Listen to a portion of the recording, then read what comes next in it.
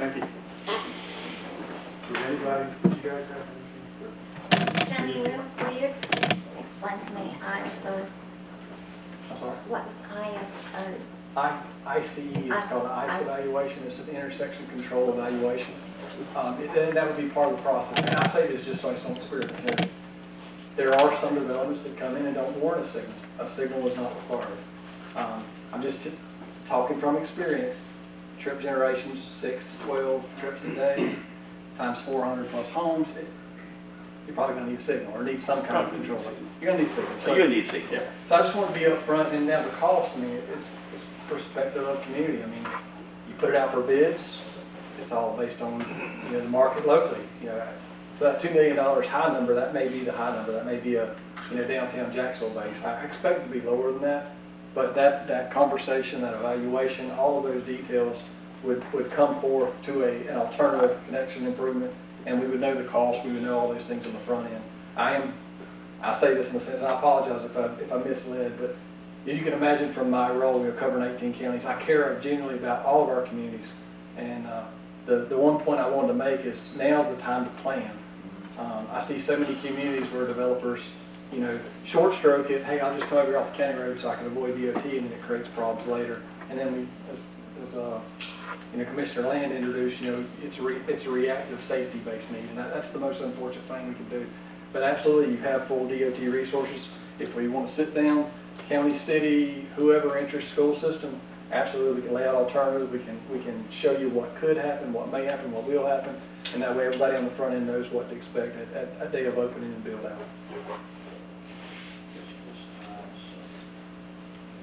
Mr. Hines, did you want to come up and address anything? Sure. I mean, you were at the second meeting, I believe. Good afternoon. Afternoon. Malcolm Hines, 11818 133rd Road, Live Oak. So I'm just bringing some information, you know, not information, but just the perspective from the school district. And so one of the things that we consider, and when we heard about this, is we know to talk about and think about the traffic. And so right now for us, it's not required for us to pick up kids within a 2-mile radius of our schools, but we do that to help our kids out for a couple of different reasons. And so if this development happens to the south of our schools, that would be something that we would perhaps consider, but not strongly consider, because it's in close proximity to our schools and close walking distance. So one of the things that we kind of talked about around the office is the impact on the traffic. And so I am 100% on board with planning for this up front. And so if the DOT is going to be able to assist with the developer and everyone else that's got some skin in the game, we need to sit down at the table and make sure that we're all on the same page, and make sure that if we need the traffic lights, let's get the traffic lights and get all that stuff done up front and not have to react to that. You don't get it up front, you do it in a phase. Yes, sir. But to get it. And so to be able to address other issues for us as kids are walking to school within the city, you know, up Silas Drive and Walker Street. And so those are issues for us, and will always be issues until we can pick up those schools with some giant helicopter and put them some other place in the county. So that's going to be an issue. Any questions for me?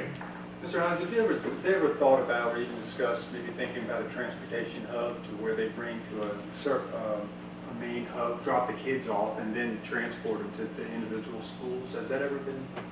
We have talked about that, and we kind of do that. Because it's kind of changed. Because Yes. everybody drops their kids off at the school, and then that just creates. Yes, sir. But not for parents to be able to do it, because parents want to go to that school for some reason and see the front door. Yeah. Drop those kids off.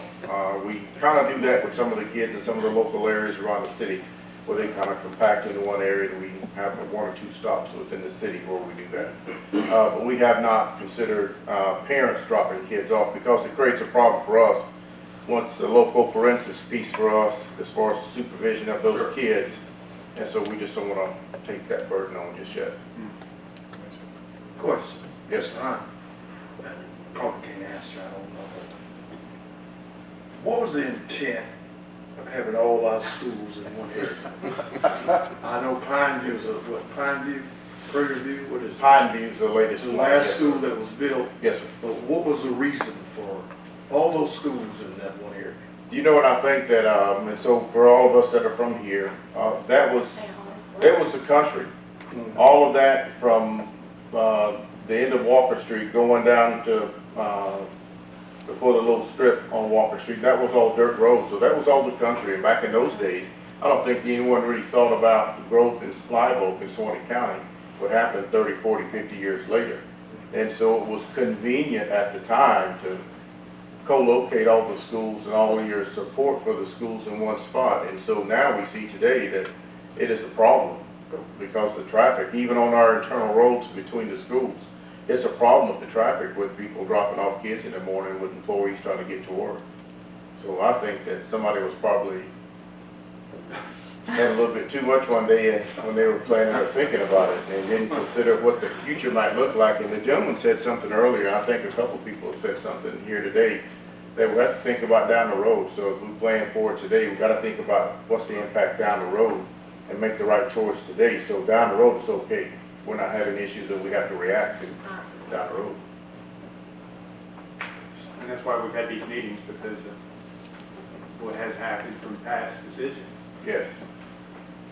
And within our schools, we have very limited growth capability left without doing something else. And so DOE is not going to give us, they're not going to fund us to construct a new school, and we're not at capacity to be able to do that. And so that's way, way, way, way down the road before we get that.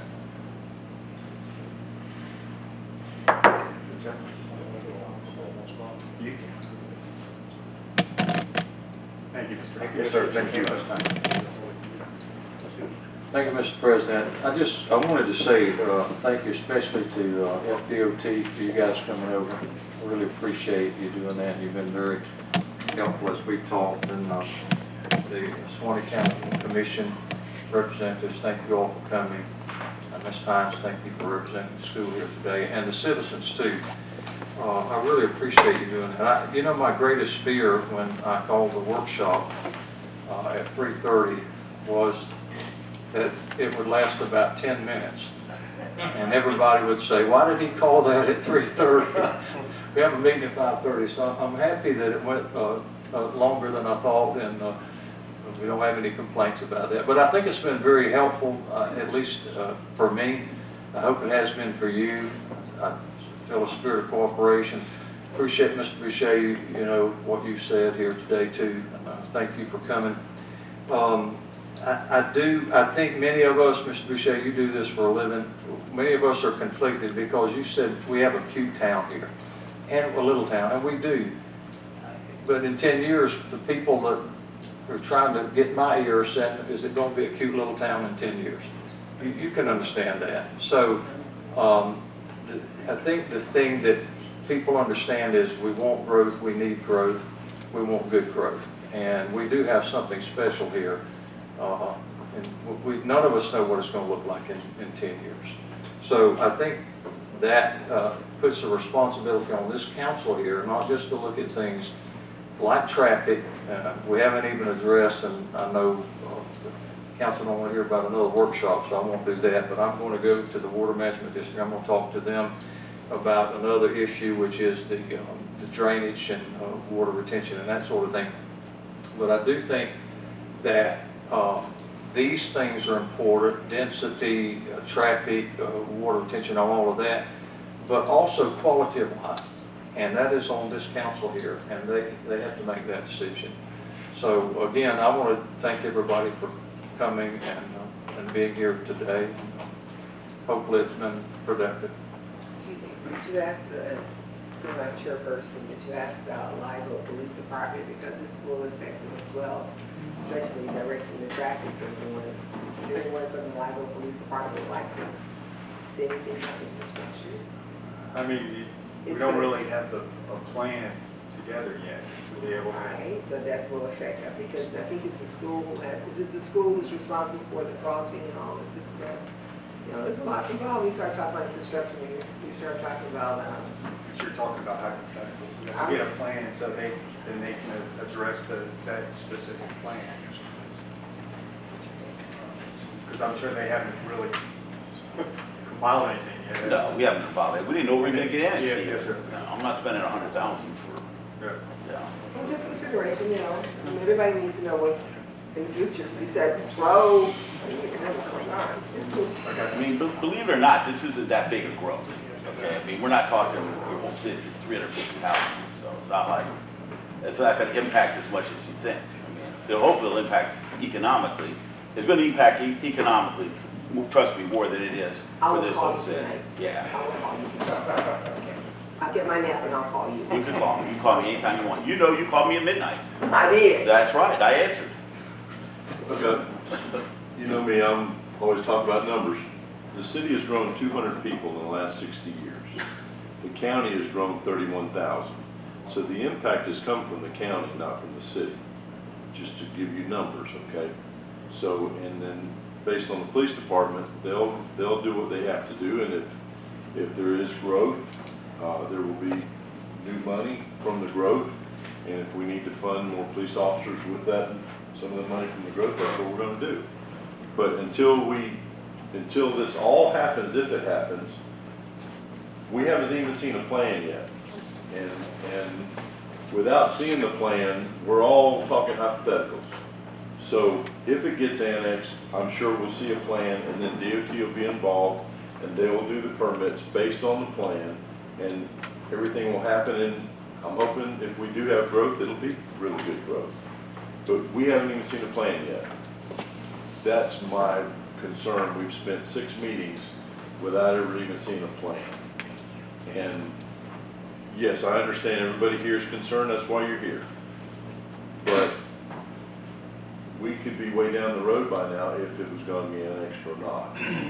But I just want you to know that the city has grown by 200 people by the census since 1960, and the county has grown by 31,000. So there's your impact on the city from the outside.